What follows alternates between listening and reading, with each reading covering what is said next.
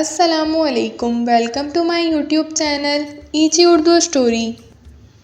بہت زمانے پہلے ایک خوبصورت ساحلی گاؤں میں ایک نوجوان عثمان رہتا تھا۔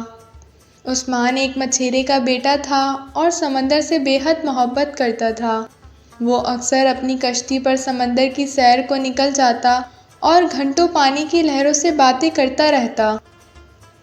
ایک دن عثمان سمندر کے بیچوں بیچ مچھلیاں پکڑنے گیا۔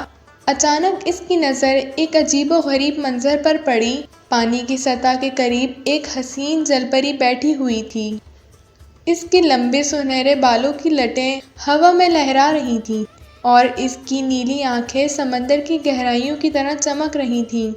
عثمان نے پہلے کبھی ایسی خوبصورتی نہیں دیکھی تھی۔ وہ حیرت زدہ ہو کر دیکھتا رہا۔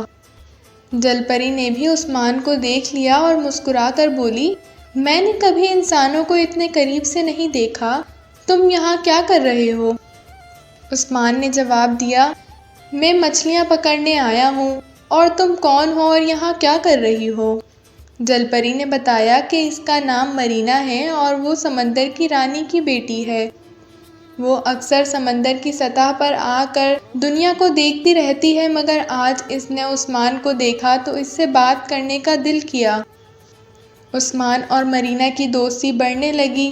وہ روز ایک دوسرے سے ملتے اور اپنی دنیا کی کہانیاں سناتے۔ عثمان نے مرینا کو انسانوں کی دنیا کے بارے میں بتایا اور مرینا نے عثمان کو سمندر کی دنیا کے راز بتائے۔ دونوں کی دوستی محبت میں بدلنے لگی، مگر ان دونوں کے درمیان ایک بڑی رکاوٹ تھی۔ مرینا کا سمندر کا ہونا اور عثمان کا زمین پر رہنا۔ ایک دن مرینا نے عثمان سے کہا، اگر تم مجھ سے واقعی ہی محبت کرتے ہو تو تمہیں میرے ساتھ سمندر کی گہرائیوں میں آنا ہوگا، لیکن یاد رکھو یہ ایک بڑا فیصلہ ہے اور اس کا اثر ہمیشہ کے لیے ہوگا۔ عثمان نے کچھ دن سوچا اور آخر مرینا کی محبت میں سمندر کی دنیا کو دیکھنے کا فیصلہ کیا۔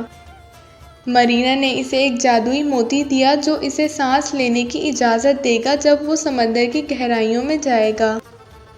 عثمان نے موتی اپنے گلے میں پہنا اور مرینا کے ساتھ سمندر کی گہرائیوں میں چلا گیا۔ وہاں اس نے ایک نئی اور خوبصورت دنیا دیکھی جو انسانوں کی دنیا سے بالکل مختلف تھی۔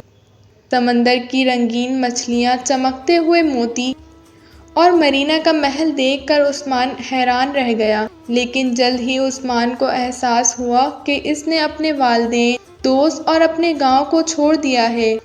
اسے اپنی زمین کی دنیا کی یاد ستانے لگی۔ مرینا نے اس کی حالت دیکھ کر کہا، میں تمہیں واپس زمین پر لے جا سکتی ہوں، لیکن یاد رکھو اگر تم واپس جاؤ گے تو دوبارہ کبھی سمندر میں نہیں آ سکو گے۔ عثمان نے واپس جانے کا فیصلہ کیا۔ مرینا نے اسے الوداع کہا اور واپس سمندر پر پہنچا دیا۔ عثمان نے واپس آ کر اپنے والدین کو گلے لگایا اور اپنی زندگی پھر سے شروع کر دی، مگر وہ مرینا کو کبھی بھول نہ سکا اور اس کی محبت ہمیشہ اس کے دل میں رہی۔ عثمان کی کہانی نے لوگوں کو یہ سبق دیا کہ محبت کبھی کبھی قربانی مانگتی ہے اور زندگی میں صحیح فیصلے کرنا بہت ضروری ہوتا ہے۔ سمندر اور زمین کی دنیا مختلف صحیح، مگر محبت کی طاقت دونوں کو جوڑ سکتی ہے۔ Thanks for watching and don't forget to subscribe. اللہ حافظ۔